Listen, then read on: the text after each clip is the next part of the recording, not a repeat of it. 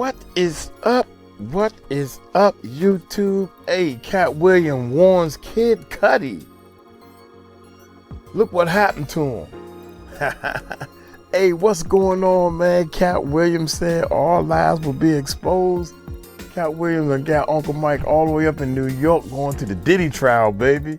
I went to the Diddy trial and all that stuff, man. So, hey, y'all know how we do, man. Y'all hit that subscribe button, hit that bell, baby. Let's check this bad boy out real quick, man. Here we go. I have no idea. Cat Williams warned him. There's no way that you can tell that much truth without offending certain portions of the pop. Wait a minute, Cat Williams warned him. There's no way that you can tell that much truth without offending certain portions of the population. And so now you have to figure out how you're going to handle that. And at 5'5", I've always handled it fist first. He didn't say Cudi's name, but he didn't have to, because now it's official. People have been hitting me up the past week, just checking in, and even today, it really means a lot to me, man. You guys are the best. I love y'all. This is a stressful situation. I'm glad it's behind me.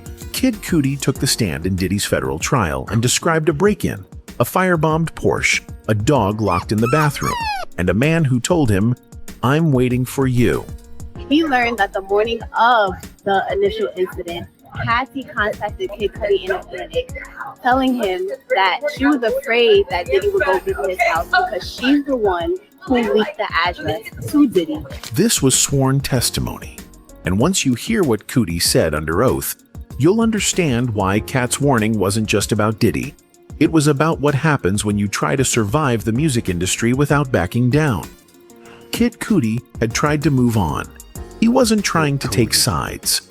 But on May 22nd, 2025, he walked into a federal courtroom, sat down in a leather jacket and jeans, and told the jury exactly what happened back in 2011. And for the first time, it was all on record. What did you do for work? I'm an actor and musician, known as Kid Cudi. The prosecution wasted no time. They brought up Cassie. Cudi confirmed they had dated briefly in 2011. At the time, he had no idea how serious things were between her and Sean Diddy Combs. But once Diddy found out, everything spiraled. In December 2011, did law enforcement respond to your home? Yes. I had a break-in. Cassie called me at 5:30 or 6 a.m. She said Sean Combs had found out about us. She asked me to pick her up, so I did. That morning, Cudi said Cassie was very stressed and worried. He drove her to the Sunset Marquis Hotel, thinking it would be off the radar, a safe place to regroup. But the fear didn't end there. Capricorn Clark, another associate of Diddy, called Cudi in a panic. She sounded near tears. What did she say? That Sean Combs was in the car near my house. Cudi called Diddy directly, and that's when the message was crystal clear. I called Sean Combs. He said, "I'm over here waiting for you." At that point, Cudi returned to his home, and the break-in wasn't just speculation anymore. The security cameras moved, the footage gone. His front door wasn't damaged, but something was off. What did you see inside your home? Gifts were open, some stuff I got from Chanel, and my dog was locked up in the bathroom. He had always let the dog roam free. But that day, the animal was locked in, alone, shaken, and the effect was lasting. What changes were there in the behavior of your dog after the break-in? Jittery, on edge all the time. Cudi didn't brush it off. He called Diddy again, looking for answers, looking for a confrontation. I was looking for him. I wanted to fight him, you know? But it wasn't just anger, it was fear. And Cudi was starting to see a pattern. When he saw Cassie again, he said she looked depressed. Around that time, Diddy allegedly started calling him, repeatedly. Did Mr. Combs call you? Yes, he hit me a few times. Hit? Called me. The relationship with Cassie ended not long after. The pressure, the tension, the danger, it was too much. And then it escalated. Cudi's dog sitter called. His Porsche, the one parked outside his Hollywood Hills home, was on fire. Not just keyed, not smashed, set on fire. What about your car? My dog's babysitter called me and told me my car was on fire. He raced back. Photos were taken. The damage wasn't random. Someone had cut a hole in the roof and dropped a Molotov cocktail inside. What's depicted here? The hole they cut in the roof of my car to put in the Molotov cocktail. What was your reaction to your car being set on fire? What the F? Even now, over a decade later, Cudi said the damage was never explained. No suspects, no arrests, no follow-up. Just a message. One that he and the jury couldn't ignore. Did you think it was accidental or intentional? Intentional. This wasn't about music beef. This wasn't a lover's quarrel. Cudi described the entire chain of events: break-in, dog, car explosion, surveillance cameras gone, as deliberate, coordinated. And when the prosecution asked if he believed Diddy was involved, Cudi didn't say it directly, but the silence spoke louder than any headline. By the time Kid Cudi got the call to meet at Soho House, he was already done. The break-in, the dog, the Porsche explosion, the phone calls, the silence, the threats, all of it. He didn't want another fight. He wanted to settle it. So when his manager and Diddy's associate D-Rock set up a meeting, Cudi showed up, expecting some kind of clarity. But what he got was something else entirely. Who set up the meeting at Soho House? D-Rock and my manager. What was Mr. Combs doing? Standing there like a Marvel supervillain. That's how Cudi described it. Not angry, not apologetic, but calm, cold, calculated. Diddy looked him in the eye and said, "We were homies. You know that is my girl." I thought you had broken up, and then Sean Combs offered me water. Twice. It was weird. Cudi didn't take the water, but he did bring up the Porsche. He told the court he looked Diddy in the face and asked, "What about my car?" He said, I don't know what you're talking about. I walked away. He didn't push it. He didn't scream. He just left. Because by then, Cudi said he already knew. And a few years later, at the same location, he ran into Diddy again. He said, "I'm just sorry for all that BS. I was surprised, so I found peace with it." But in court, the peace didn't last long. Defense attorney Brian Steele took over. And suddenly, Cudi's testimony wasn't about trauma anymore. It became about blame. Ms. Ventura told you she was abused, Yes, but she never said she was SA'd. True? she did not. Steele tried to paint Cudi as a willing participant who got played by Cassie just like Diddy had. He even suggested Cudi's relationship with her was casual, downplaying the emotional and physical aftermath that followed. You loved her? Tell me if I'm wrong. I did. You got played by the same person who played Mr. Combs, Cassie Ventura. Steele tried to reframe the break-in, the open gifts, the missing security footage, the dog, even the Molotov cocktail. He asked if Cudi was ever notified about the car fire investigation again. In the 13 years since, have you ever been notified in California that there has been any more action on this car fire? Number. Then came the insinuations. Do you know what a burner phone is? Untraceable. The trespass. You call it a break-in. Ms. Ventura told you she gave your home address to Mr. Combs? Yes, in the morning. The courtroom felt like it was shifting, like they were trying to turn the victim into the one who should have known better. But the prosecution wasn't done. When they got Cudi back on the stand for redirect, they asked him to explain the truth, the full truth. What did Ms. Ventura confide in you about abuse? That he would hit her, sometimes kick her. What did 𝗗𝗡𝗡𝗞𝗦 tell you? Sean Combs and an affiliate forced her into a car to come to my house. I called the police. Why did your relationship with Ms. Ventura end? The drama, it was getting out of hand. I wanted to give space. What drama? The break-in for my safety, her safety. Objection. Speculation. Overruled. And when they asked Cudi why he had safety concerns, he didn't hesitate. Because I knew Sean Combs was violent. That one sentence hung in the air. Kid Cudi, once just a name in the background of the Diddy-Cassie timeline, had just confirmed everything in open court. Not as a blogger, not as a fan, not as a rival, as a witness. And when the judge dismissed him from the stand, Cudi simply said, All right. Kid Cudi wasn't just speaking for himself. That became obvious the moment he confirmed what Cassie had been saying for years. His story didn't just match her timeline, it gave it teeth. Everything Cassie described in her lawsuit, everything her mother had hinted at on the stand, suddenly had a second voice. And this time, it was coming from someone who didn't need to be there. Someone who hadn't filed a lawsuit. Someone with nothing to gain. The courtroom had already heard from Cassie's mother, Regina Ventura. Her testimony barely made headlines, but it hit hard. Back in 2011, right after Diddy found out Cassie had been seeing Cudi, he allegedly demanded $20,000 from her parents. And out of fear, they paid it. Regina said she and her husband took out a home equity loan just to calm the situation. But then, without warning, the money was returned. No explanation, no apology, just silence, like the message had already been delivered. Now hearing Kid Cudi talk about the break-in, the calls, the destroyed Porsche, it gave that $20,000 loan a different meaning. It wasn't about money, it was about control. Cassie's family tried to buy peace. Cudi tried to confront it. Neither worked. The prosecution also reminded the jury of an email Cassie had sent her mother years ago.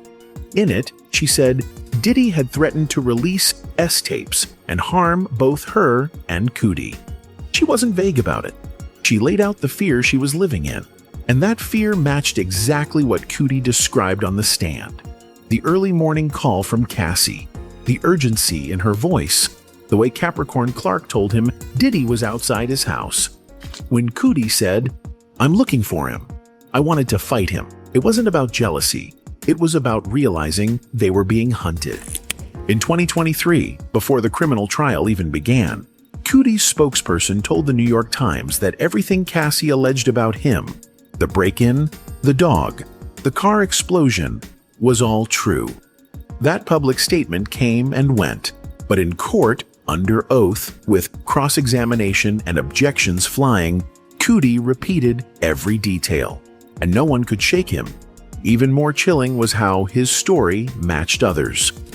Earlier witnesses had described Diddy's methods. George Kaplan, a former assistant, testified that he was responsible for cleaning up after Diddy's freak-off parties, removing broken glass, damaged property, and anything that could trace back to what actually happened in those spaces. Makeup artist 𝗗𝗢 Morales said she'd seen Cassie come back from an argument with Diddy during Grammy weekend with a swollen eye and knots on her head. And now, Cudi was saying his Porsche was firebombed. His dog had been locked in a bathroom. The cameras were moved, and nobody was ever arrested. The longer Cudi sat on the stand, the clearer the pattern became. Diddy didn't just argue with people, he erased them. He erased video. He erased questions. He erased accountability. And when that didn't work, he turned things physical. But it always looked clean from the outside. No forced entry, no proof, no charges, just fear. That's why the courtroom froze when Cudi calmly told the jury, I knew Sean Combs was violent. It wasn't dramatic. It wasn't shouted. It was just a fact he'd been carrying for over a decade. And for the jurors, that's what made Cudi's testimony stick. He didn't need Cassie's money. He didn't sue. He wasn't trying to go viral. He showed up in court, told the truth, and sat back down. And as he walked out of that courtroom, the prosecution knew what the jury was starting to realize. This wasn't just about Kid Cudi. It was about everybody who crossed Diddy and lived to tell the story. Once Kid Cudi stepped down from the stand, the courtroom settled, but the industry didn't. For years, stories about Diddy floated in the background like bad gossip. People heard the rumors. Some even whispered the details. But no one wanted to say it out loud. Not on camera. Not under oath. Cudi changed that. He didn't speak in codes. He didn't give half answers. He put his name on it. He said Cassie called him panicked. He said Diddy broke into his home. He said his dog was never the same. And he said a Molotov cocktail landed in his Porsche shortly after. Then he stood by it all. even when the defense tried to make him look like a jealous ex or a pawn in Cassie's story. And the industry took notice. Not long after the testimony, 50 Cent jumped into the conversation, the way he always does when the Diddy circus reopens. But this time, the jokes hit harder because the courtroom visuals were undeniable. Fifth didn't just make noise, he turned Kid Cudi's burned Porsche into a viral moment. He reposted the image shown in court, the one with the melted frame and scorched metal, and captioned it, "Molotov Diddy was doing old school shout here." He wrote, "Old killer rat Jimmy threw one of them at us, LOL." Then he followed it up with a picture of himself in the gym, grinning like he just won a bet. Phone in hand, watching the trial unfold, he added another shot. What the F Diddy did to Kid Cudi, dog? Over the girl, man? LOL. It wasn't subtle, it wasn't respectful, but it cut through. Because 50 Cent wasn't just cracking jokes, he was confirming what people were already thinking, that Kid Cudi's story wasn't some random outburst. That car didn't just catch fire. That dog wasn't just locked up. And nobody throws a Molotov cocktail unless they're trying to scare somebody. Or send a message. For years, the culture protected people like Diddy. He was too rich, too powerful, too connected. He had business ties with Revolt, C-Rock, MTV, and music's biggest names. He could bury stories, buy silence, spin headlines. But in a federal courtroom, none of that works. The jury doesn't care about Billboard charts. They care about evidence. They care about stories that match. And now, they've got one from Cudi and another from Cassie. And more from employees, assistants, and witnesses who never thought they'd be called. So now we know. Kid Cudi didn't just show up to court to talk about Cassie. He showed up to talk about fear, about intimidation, and about what happens when someone thinks they're untouchable. He didn't point fingers. He didn't yell. He told the truth and let the jury put the pieces together. Because the fire, the break-in, the dog, the phone calls, the calm face at Soho House, none of that was random. And maybe that's why Cat Williams warned him. Anyway, that's it for the video, folks. Bye. He said, anyway, that's it for the video. Folks, bye. Wow, man. That's crazy, man. Kid Cudi. I don't know, man. Gene Deal was saying that I don't think Kid Cudi, I ain't, if I had to put my money on somebody fighting, I would go with what, I don't know Puffy, never seen him fight, but he a bad boy. I know he a street dude. I know what he's made of. Kid Cudi look like he's from the younger generation. They learn how to be gangsters and thugs from the YouTube. They ain't have to really run. There was times where me and my brother had to run from the bad boys on the other street. Man, I used to hate that. One time we running from them, we turn in the corner, go up the steps, I'm running. I'm like, oh, we made it. We made it. I'm almost here. My father closed the door, boom. And he opened up the peephole and said, y'all, you gonna fight them boys. Y'all ain't gonna keep running, you gonna fight. I remember looking at him like, this man cannot love us. I'm like, Dad, I can't believe, he cannot be my father. And them boys, look, man, we grabbed the trash can tops and everything. I looked at that little boy, I said, man, I feel sorry for you, man. Cause I can't allow you to hit me, cause I don't need no pain. I don't need no pain on my body right now. And this trash can is gonna kick your mother tail. And I feel sorry for you, cause I'm too scared to fight fair. That's what I'm thinking. I was saying all this to my mind, like, you got a chance to leave. Y'all can leave. Cause Dad said we gotta fight y'all. Oh, come on, y'all. They gotta fight. We kicked their butts. God damn, we kicked their butts, man. Gene said Diddy can rumble, man. Gene has said that 2 or 3 times. He said, I seen Diddy handle himself, and I can tell the way he talked that he can handle himself. I ain't saying that Kid Cudi can't handle himself. I'm not saying that. But you ain't no punk to get that big. You just turned into a sucker from hitting and beating up girls. That's what I don't like. You know, just because a man beat up on a girl don't mean that they can't beat a guy. That don't mean that. That in every case, you know. It means that he just don't respect women. Anyway, I'm gonna get on up out of here, man. Hey, y'all take it light, take it slow. Y'all tell him Uncle Mike told you so. Peace out.